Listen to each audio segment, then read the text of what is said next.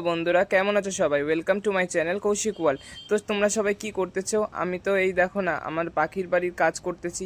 আর অনেক দিন হলো, যেহেতু আমার কলেজও ছুটি, তো আমাকে এই সব কাজগুলো এতদিন করিনি, সবগুলো ফেলে রেখেছিলাম।